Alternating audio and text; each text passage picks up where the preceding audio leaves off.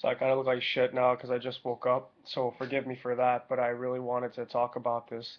I kind of want to go old school because I haven't made a video like this in a while because I've been talking about other things. Um, but yeah, I kind of want to talk about something that I haven't talked about in a while.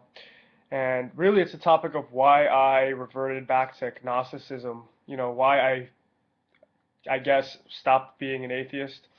Because I became an atheist like around I'd say the middle towards the end of 2010, somewhat around there, and then for most of 2011 I was an atheist. I think all of it, yeah. And in 2012 I kind of reverted back to agnosticism as I thought about it more, and I'd like to say I became more intelligent about the topic. But because I made a text post, but I never made a video post, so I feel like I should make a video post about it. But yeah, the reason why I reverted back to agnosticism, why I'm now agnostic, and I don't really necessarily consider myself an atheist anymore, is because I don't think that atheists are any better off than, a Christian or a Muslim or anyone who believes in God, because they are also making claims, just like believers. Believers claim they know God exists. Atheists claim that they know God doesn't exist. They say God doesn't exist, and a believer says God exists. And I found this logic to be pretty flawed because, the fact of the matter is there is no possible way to know whether God exists or doesn't exist. I mean, let's start with the believers, right? Believers believe that God exists based upon the context of their religious texts, right? Their religious text says that God exists, therefore they know that he does, or she, or it. At least that's how I would define God in my terms. But from their point of view, most religions, if I'm not mistaken, it's a man, right? A male.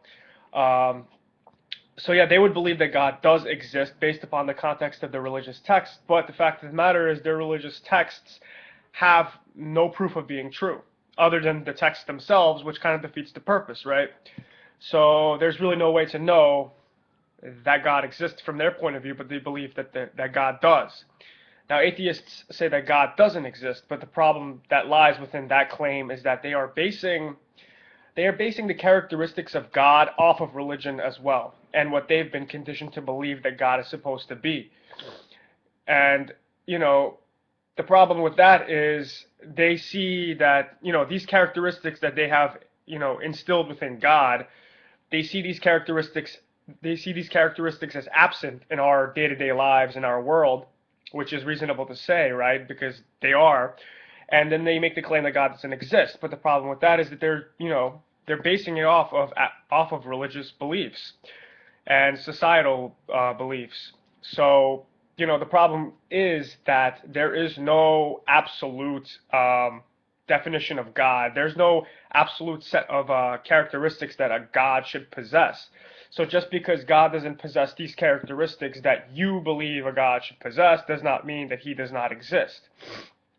Um, the fact of the matter is God can very well be something that the human mind just cannot, logically comprehend. I'm not saying that that is the case, but I'm saying it's a possibility.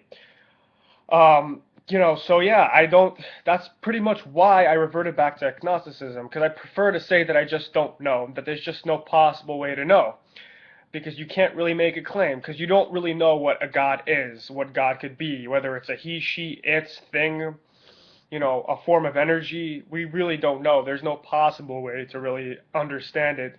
Um, that's really what it is at the end of the day. And kind of lost my train of thought.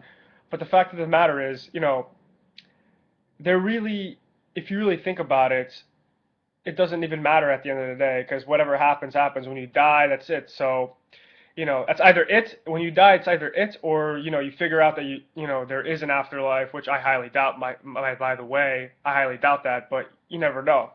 Of course, I would tend, obviously, to side more with the atheists than in religious groups. Clearly, I was one, and I still do largely, see from their point of view. And sometimes I even call myself an atheist without realizing it. So I do still agree with them largely, but I just think that, you can't really make a claim whether God does or doesn't exist, because to say that, you would be, you would say that you would know. Essentially, what you're saying is that you know what a god is supposed to be, when in fact, you could be very, very wrong, and the characteristics of a god, might be very different from what you believe it to possess. You know, for example, one of the characteristics is that God has to be all powerful. Okay, he has to be all loving. That's, the two basic things. But, as we see, as we look into society, if he's all powerful and all loving, he has not intervened at all. You can tell by looking around the events of the world. So he's either not all powerful or he's not all loving. He can't be both because it just doesn't make sense. The two terms contradict each other, because if he's all powerful and all loving, he would have the power to save us from, the horrendous things that happen on this planet. But he doesn't. So he can't have both characteristics. So that's one of those characteristics are eliminated right away. You can tell. Maybe he doesn't have either characteristic. Maybe he's not all powerful or all loving. Maybe he's all loving, but he's not all powerful.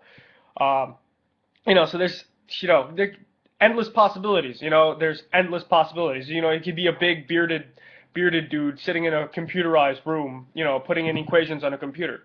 I'm not saying that's what it is, but there's a lot more possibilities than we have actually thought of, I think. So yeah, that's really the ultimate reason why I reverted back to agnosticism, why I'm agnostic, not necessarily atheist now.